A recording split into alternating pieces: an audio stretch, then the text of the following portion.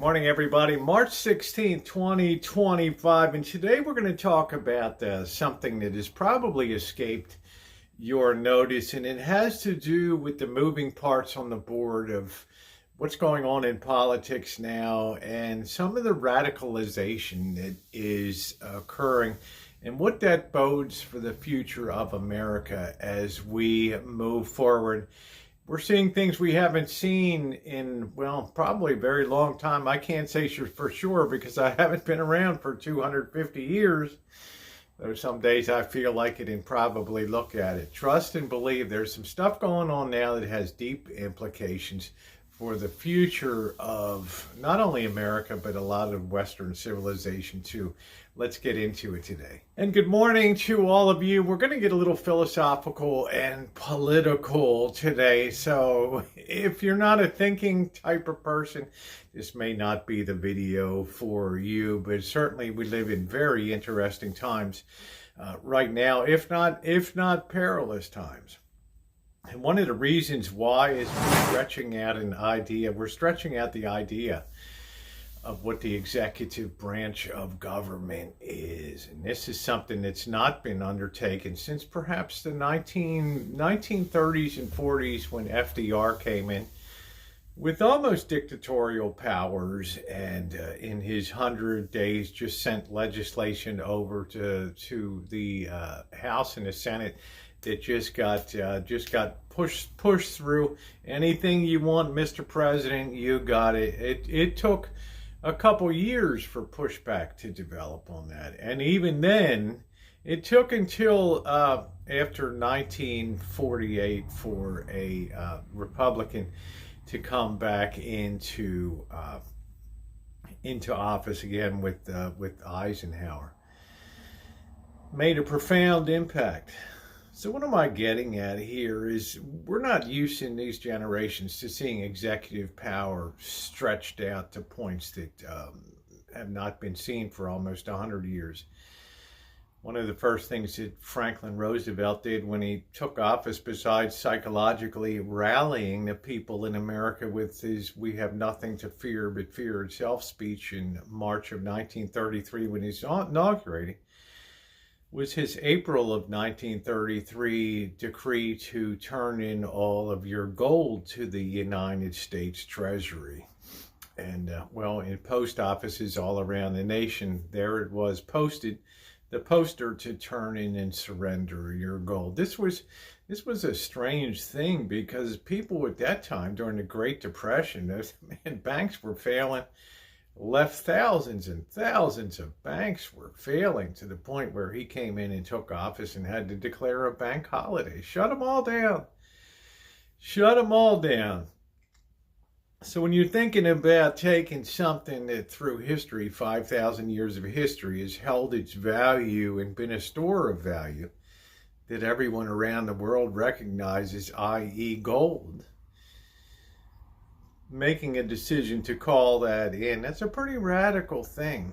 And well, he began experimentation with the price of gold to see if he could induce inflation to beat the deflationary spiral that had driven prices down to such ridiculous lows, especially in the beginning part of the Great Depression.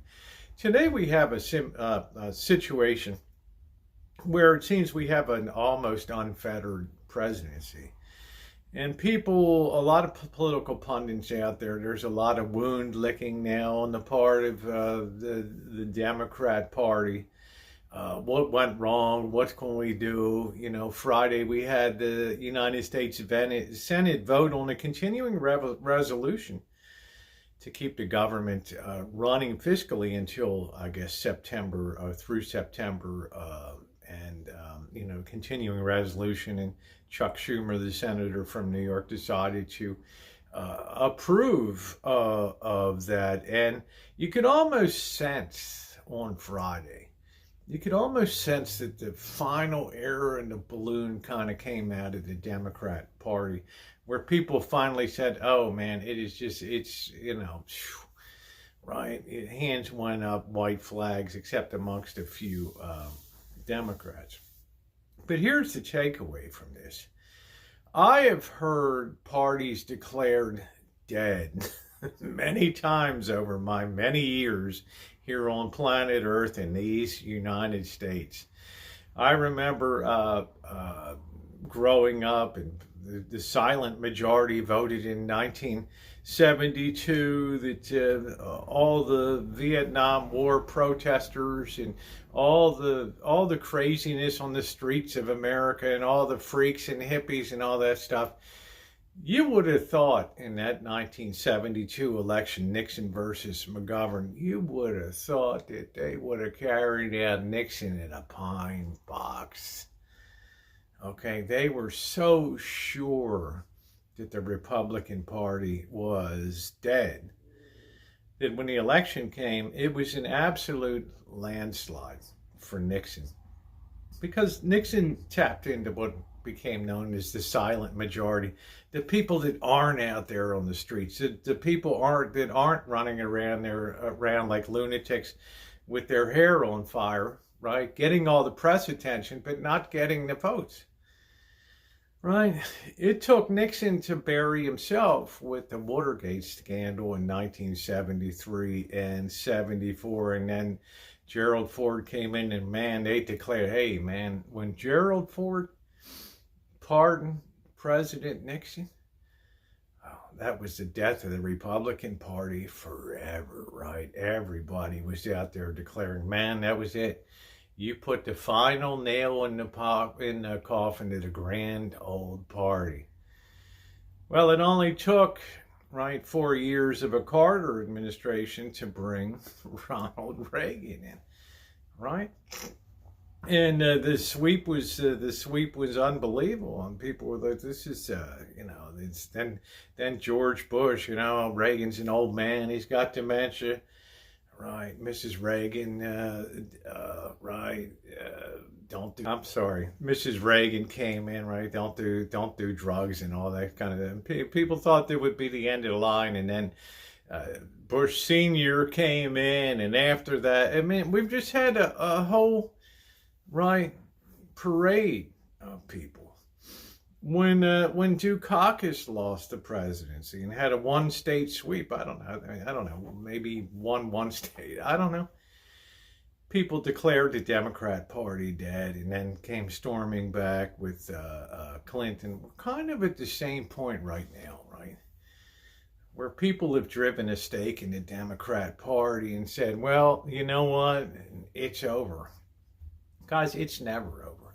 But the one thing that's unusual this time is with the massive expansion of executive power under President Trump, we've set kind of a new precedent here where we're starting to flout what the Justice Department says. And this is an unusual point. You have to understand, when a judge gives an order, the expectation here in the United States is that order will be obeyed. And moreover, if a judge sees that his order is not being obeyed, he'll issue a second order from the bench saying, if you don't obey my order, I'm going to have you brought into custody, brought before the bench, and explain why. And if you persist and I don't like what you're talking about, guess what? You're going to lockup, right? But now we have a case. You have to understand that the executive branch controls the federal police, the marshals, right, are under the executive, under the Attorney General's office, right? And there's really no guarantee in law, right, that somebody is that a given group of officers is going to obey, right, a judicial order if a judge orders one, and the marshals are working under the United States Attorney General office, right? Which brings us to a potential constitutional crisis in that regard. And I don't like Venezuelan gang members being in here wreaking mayhem on our nation, right? And a lot of them were rounded up and put on planes, and quite a number of them went to El Salvador, and a judge had issued an order, bring them back. Right? And the executive department's right? The immigration's like, where the hell are they? Right? They scattered into the jungles of Elsa. Bring them back. Are you kidding me? Go take the day off, right? We start to have this occurring in the executive branch. We're starting to have the early, what I call the leading edge of radicalization of power here now. And I think that's something that most Americans have never really seen before. We take it for granted when a judge issues an order that it's going to be obeyed, no matter where it comes from. But now we have so politicized the judicial system that anytime you read a story about, Judge X ruled that they had to reinstate the federal workers, in the next sentence they'll say, well, Judge X was a Clinton appointee, or Judge X was a Reagan appointee. You know what I mean? Early in my life, I never knew what the hell the political party of judges were. I just knew I wanted to stay the hell out of their way. Now we've so politicized that we can point to a judge's political party and say, that's why that judge, that lady or that man, that's why that lady judge or that man judge is doing what they just hate America, right? Or they're MAGA, that's why they voted that. So we've so politicized things here now that we've opened the door towards radicalization now, where things are going to be done we haven't seen here in the nation before. And while they're busy putting the last shovel of dirt on the Democrat Party, trust and believe, and I've told you guys, I've seen political parties rise, right? And the potential here is that we have a party that's declared dead that rises up once again, takes on this radicalization mantle that's now being opened by the Trump administration, and potentially stretches things out further. People say, well, there'll never be another election, democracy's dead, the Democrat Party is buried. They always come back. Parties always come back at their absolute low point, which may have been reached Friday, right? If I'm a betting person and I'm an investor, I'm backing up the truck and I'm loading up. Because it takes time for people to find their voice in a nation. I stood out there yesterday and had over 50,000 people stopping in, checking out the protests at the Tesla dealership in Santa Rosa. There were quite a few angry people, right? I only note that because I try to be a very centrist person, therefore I can freely talk about ideas on both sides of the aisle, right? Because there's things I've traditionally disliked about both parties. And in particular now, I worry about the radicalization of America coming up, where potentially judges' orders are just blown off on a federal level. Right? We set a dangerous precedent here of what we'll do and what we don't do. Right? We lose the checks and balances, begin to be torn apart. And, well, things can cleave to such a point that, well, maybe they get out of control and you have the rise of a dictatorial power comes in, takes control, and saves the nation. That's the fear that we have here. So let's keep our fingers crossed that this is not the case, but let's recognize reality when we see it, okay? We're living in unprecedented times here. And, well, yes, it's very interesting, but on the other hand, it's very scary. Because our nation has kind of been painted into a corner with all the debt we carry and all the obligations and things like that, and all the people to be sustained in this nation that aren't part of producing and pouring into the kitty and things like that. It's a very dangerous time.